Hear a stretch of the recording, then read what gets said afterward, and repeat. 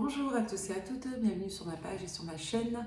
Je vais vous produire une guidance spéciale état d'esprit en flash avec le tarot de Marseille. Voilà, donc je vous laisse vous concentrer sur une personne en particulier et on va regarder quel est l'état d'esprit de cette personne sur le registre sentimental. Petit aparté, c'est le deuxième état d'esprit, j'en avais fait un selon vos doléances la semaine dernière, donc je vous disais que j'allais vous produire le deuxième.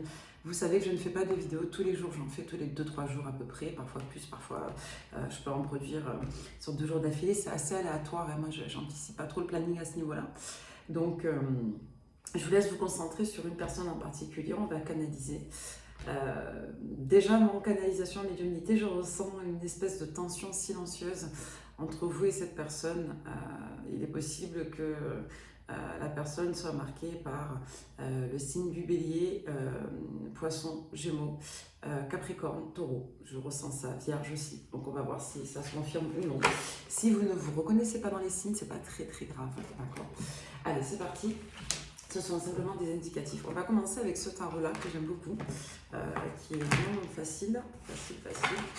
Allez, pour toutes les personnes qui tomberaient sur cette lecture, vous, vis-à-vis de cette personne, pour savoir si la guidance vous parle, on va regarder comment vous situez vis-à-vis de cette personne, pour qui nous faisons la canalisation. Alors, vous en êtes vous par rapport à cette personne. On va essayer de rester assez segmentaire. Hein. On va prendre que quelques cartes. On va essayer d'aller vite pour faire passer des messages principaux. Alors déjà, vous, on voit que effectivement, vous n'avez pas un abord très positif de cette personne, que vous ne pensez pas capable. C'est ce qu'on nous dit à la coupe. Hein. Ça ressort avec un valet d'épée à l'envers et le mât. Donc on voit que vous avez l'habitude à quelque chose de récurrent avec cette personne. Il n'y a pas de début, il n'y a pas de fin avec le mât. On est sur des cycles qui éventuellement se terminent, recommencent. On est sur des situations un petit peu immatérielles, hors espace-temps. Donc là, on peut nous renvoyer à un lien que vous avez avec quelqu'un qui, clairement, déconne. Donc là, on a une personne qui joue de votre patience, qui vous met dans le mental, dans l'analyse, dans quelque chose d'un petit peu troublé. Alors, j'ai investi dans des écouteurs micro. Je trouve ça très désagréable, je préfère les casques. Par contre, le son est meilleur. Voilà. Bon, allez. Donc ça, c'est ce qu'on a à la coupette. Donc vous, par rapport à cette personne, vous êtes un petit peu dépité, quoi. Vous voyez, on a le 8 de coupe. Vous vous dites, ouais, c'est bon, encore une fois. Donc vous, on voit que vous avez complètement lâché prise vis-à-vis de cette personne qui peut vous agacer, qui peut vous entraîner dans des espèces de récurrences de communication. Voilà, quelqu'un qui écrit, qui repart, ou quelqu'un qui a une forme de comportement schématique, répétitif, et vous, on voit que ça vous agace un petit peu. Vous voyez, vous avez l'impression dans tous les cas que rien n'avancera, que c'est foutu. Bon, écoutez, sympathique. On va toutes les recouvrir du coup. Sur l'ermite, on a le 5 de denier. Moi, j'ai l'impression que face à cette personne, vous prenez vos distances, vous avez pris vos distances, on est en non-communication. Parce que vous avez une personne en face de vous qui clairement soit ne vous répond pas, soit vous ne fait pas évoluer, soit quelqu'un qui ne vous octroie pas une bonne place. Donc on voit en fait que vous lâchez totalement prise, c'est quelqu'un limite qui vous fatigue. Avec le 5 des deniers, on est dans une forme de problématique financière de manière générale, mais rattaché, rallié au domaine sentimental, c'est quelqu'un qui vous fatigue en fait et qui ne vous apporte rien. Voilà, qui ne fait que vous prendre et qui n'évolue pas. Sur le 8 de coupe à l'envers, on a la reine de coupe. On voit que vous savez faire preuve d'intelligence vis-à-vis de cette personne. Avec la reine de coupe, on voit que vous n'êtes pas en colère, vous n'êtes pas fâché, vous êtes juste dépité en fait. Il y a vraiment un enjeu de savoir qu'on est sur quelque chose d'un petit peu spirituel. C'est soit un lien d'âme, soit quelque chose d'un peu karmique. Avec le 8 de coupe et la reine de coupe, on voit que dans tous les cas, vous vous dites la balle n'est pas dans mon camp, à quoi bon? Voilà, cette personne, est-ce qu'elle est... Vous n'êtes pas en colère. Voilà, avec la reine de coupe, on sent que vous avez une énergie assez compréhensive, assez compatissante. Non pas que vous cautionnez, mais on voit que vous prenez de la hauteur et que vous n'êtes pas en colère. Il y a quelque chose d'un peu presque... comment je pourrais dire ça?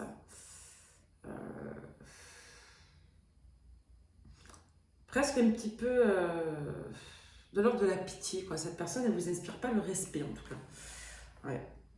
Et sur le pendule, on a le 7 des deniers. C'est quelque chose qui n'évolue pas, qui stagne. Quoi qu'on fasse, quoi qu'on décide de penser, d'agir, quoi qu'on décide d'acter ou de faire, ça n'évolue pas. Voilà, c'est très facile. Donc en gros, vous, par rapport à cette personne, vous n'êtes pas en colère.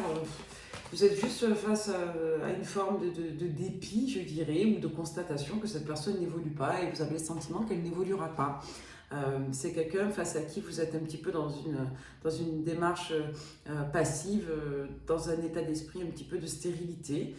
Pour autant, il y a toujours de l'affection, quelque chose d'un petit peu karmique, et vous sentez que cette personne finira par se remanifester, hein, quelque chose d'assez redondant, hein, d'accord?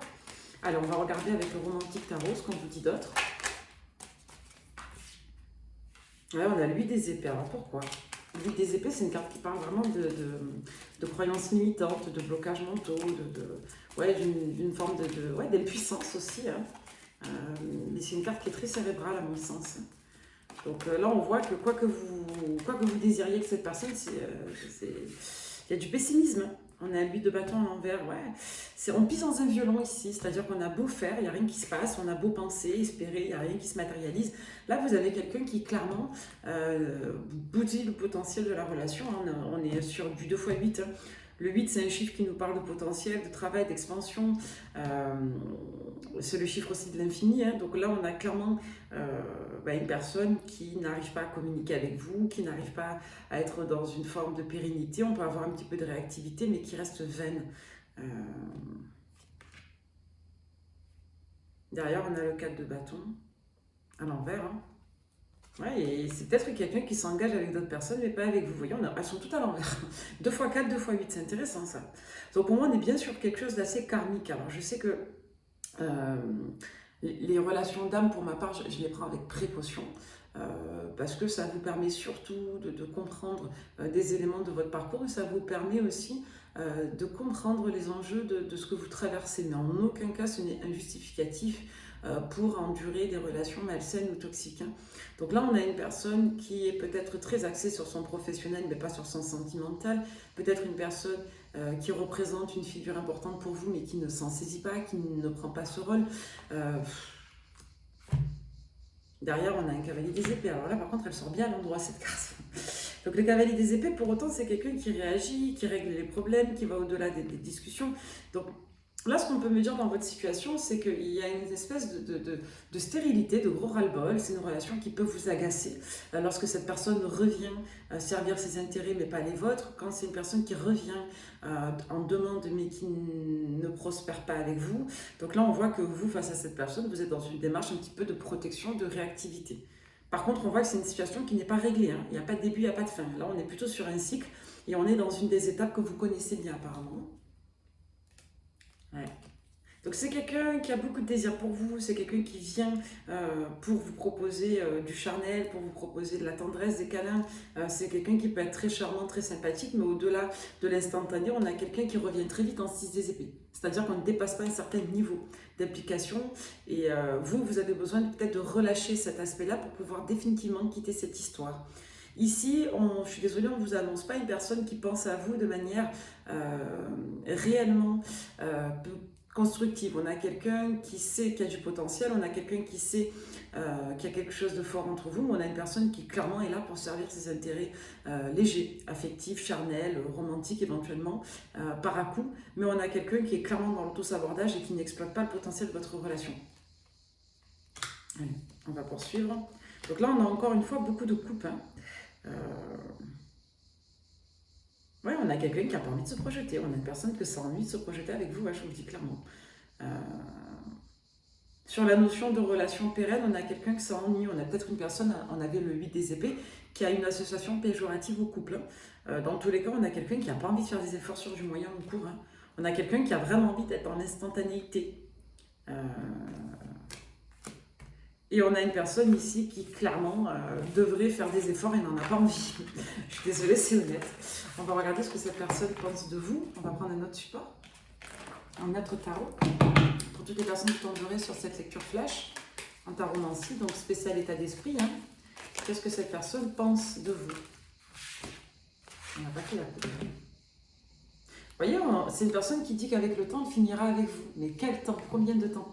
Quand? Dans une autre vie, quand les poules auront des dents, peut-être, je ne sais pas. Vous voyez, on a une situation qui stagne, qui ne se termine pas. On a une situation qui, on pense à chaque fois qu'elle se transforme, qu'elle évolue, mais non. On a une personne qui pense que vous et lui, ou vous et elle, hein, vous et vous, on va dire Roberto et vous, hein, on va donner des prénoms, voilà, vous en aurez comme ça jusqu'à la fin, quoi. Il n'y aura pas de fin, il n'y aura pas de solution à cette histoire. Voilà ce que pense cette personne de vous.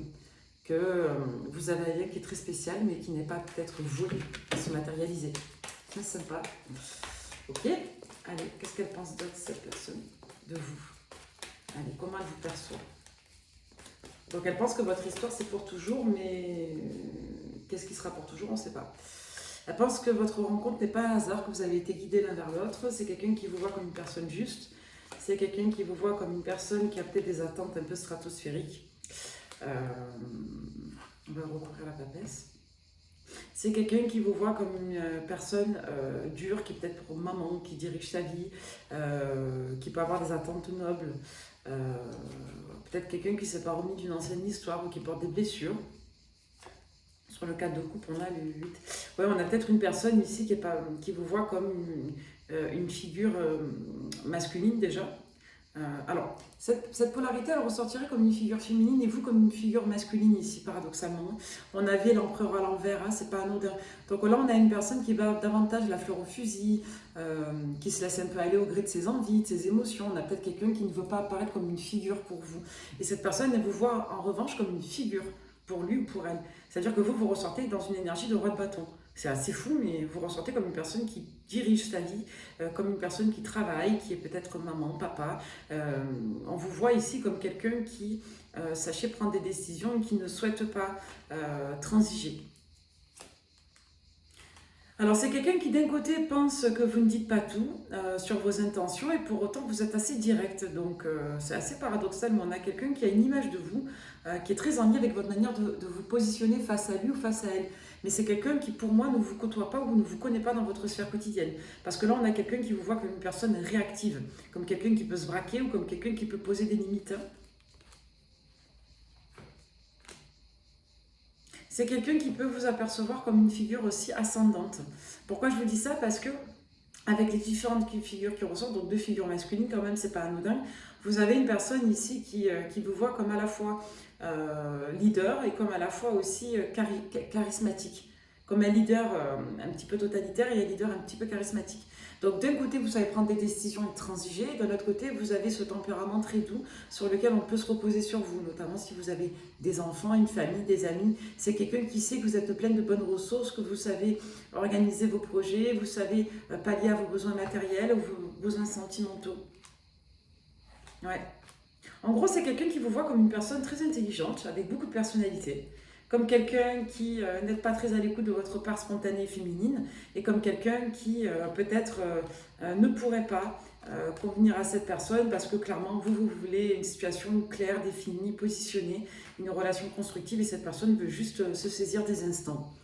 Donc il y a vraiment une forme de stérilité, effectivement, parce que d'un autre côté, alors je ne sais pas ce que vous faites dans la vie, mais là vous avez une figure féminine qui se dit qu'avec vous, elle pourrait être à l'abri du besoin aussi.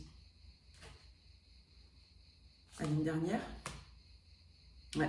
C'est quelqu'un qui pense dans tous les cas que vous serez amené encore une fois à vous recroiser, mais de manière fortiche, hein. C'est-à-dire sans préméditation, sans organisation, sans planification.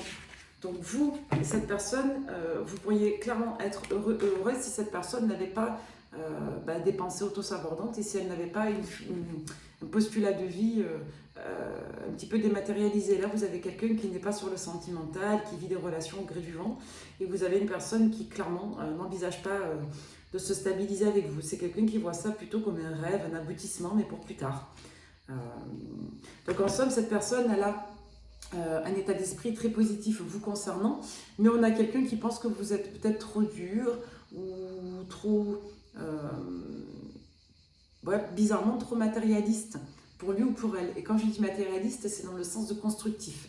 Peut-être que vous voulez vivre une relation carrée, posée, très responsable, avec beaucoup de communication. Vous n'hésitez pas à transiger, à rectifier, à corriger. Donc on a quelqu'un qui ne se sent pas apte à répondre à vos attentes, qui ne se sent pas apte à se positionner en ce sens-là.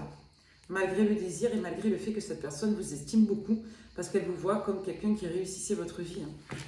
Bon, je ne sais pas à qui cette lecture parlera. J'espère qu'elle parlera à certains d'entre vous. Prenez soin de vous, je vous ferai une autre vidéo aujourd'hui. Voilà. Bye bye, merci.